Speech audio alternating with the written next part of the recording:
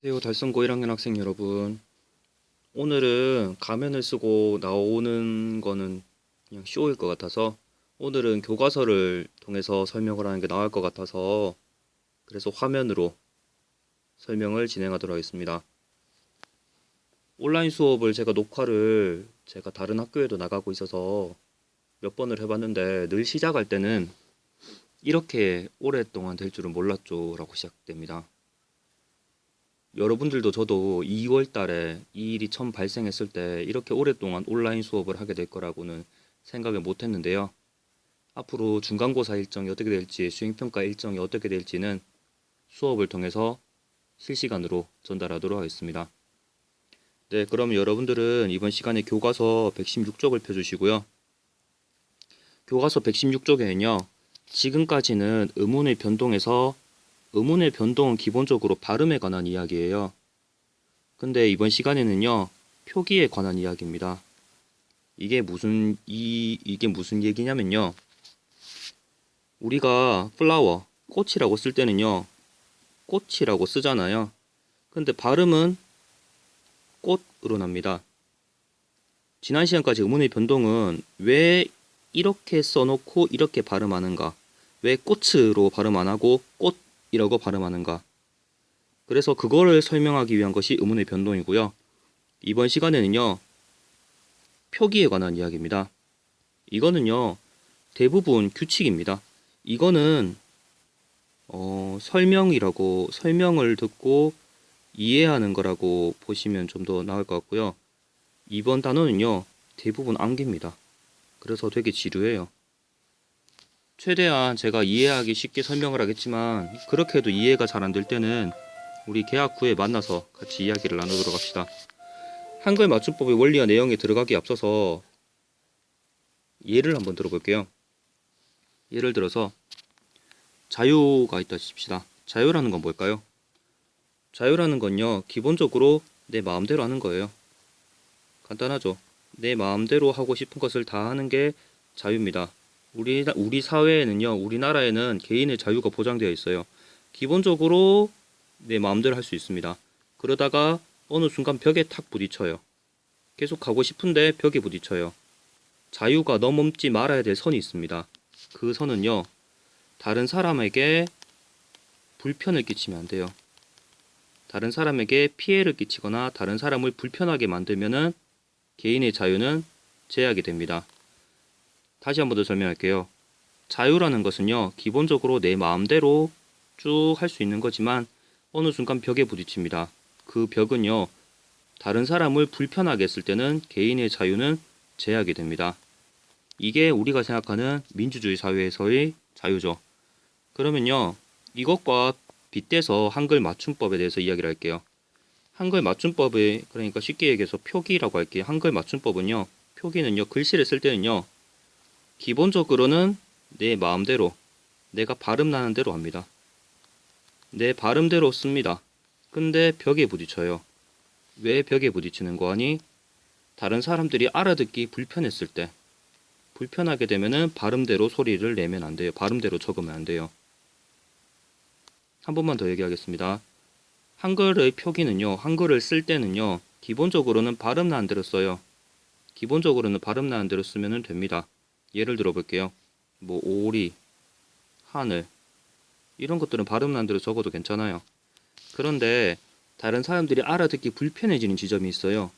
예를 들어서 꽃이라고 적어야 되는데 꽃이라고 적었을 경우에 이거 굉장히 뭘 의미하는지를 모를 때가 있어요. 왜냐하면은 어디에 이제 앞정을 꽂다 할 때 플라워 꽃도 꽃으로 발음나고 어디에 꽂혔다 할 때 꽃 지읒도 디귿으로 발음나거든요. 그래서 다른 사람들이 알아듣기 불편한 경우에는요, 야 이렇게 적지 마, 이렇게 적거나 이렇게 적어 라고 규정을 해놓은 것이 한글의 맞춤법입니다.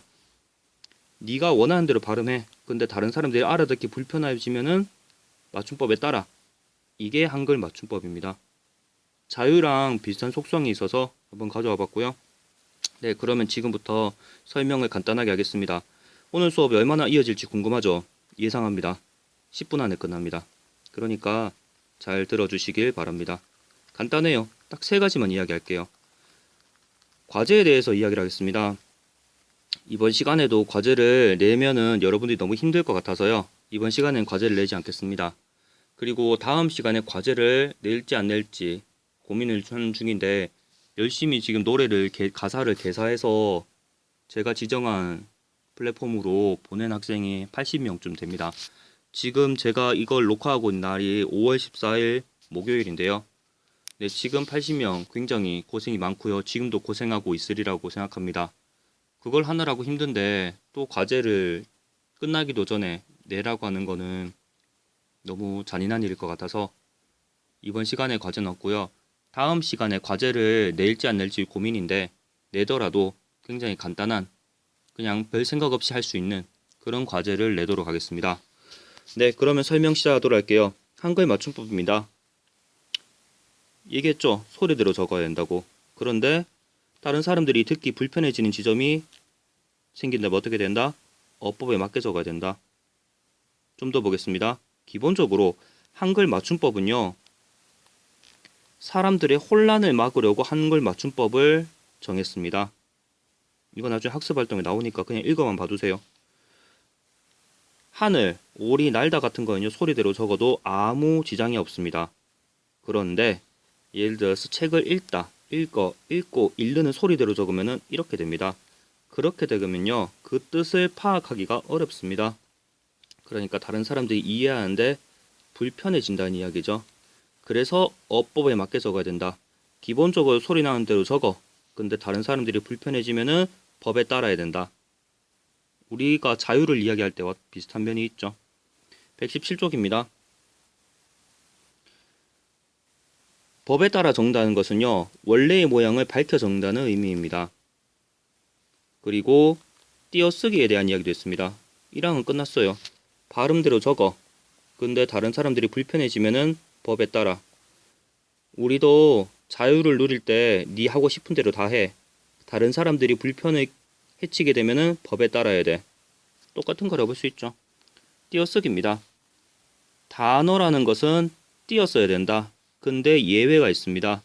예외는 조사입니다. 조사라는 것은요. 뭘까요? 휴대폰 이, 그 다음에 휴대폰 을, 그 다음에 휴대폰 이어서, 휴대폰 이어서? 이거 좀 이상하다. 네, 휴대폰에게, 뭐 휴대폰에게, 뭐 이런 것들 있잖아요. 할머니께, 이런 것들이 조사예요. 단어이긴 하지만은 붙여 써야 됩니다. 끝났어요. 발음은요, 발음 한 대로 써. 다른 사람들이 알아듣기 힘들어지면은 법에 따라야 돼. 그리고 모든 단어는 띄어써야 돼. 근데 예외가 있어. 뭔데? 조사는 단어지만 붙였어. 이게 오늘 이번 시간에 한 얘기입니다. 기출문제 5번과 9번이 있어요. 이것도 역시 모의고사에 나온 문제들이 있거든요. 제가 그것은 그 구글 시트를 통해서 여러분들에게 보여줄 테니까 아니 이렇게 간단한 단원에서 시험 문제가 어떻게 나온단 말이야? 궁금할 수 있을 거예요. 그게 어떤 건지는 어떻게 시험 문제 나올지는요. 기출문제 5번과 9번을 통해서 확인해 보시기 바랍니다. 네, 이상으로 한글 맞춤법 첫 번째 시간 마치도록 하겠습니다.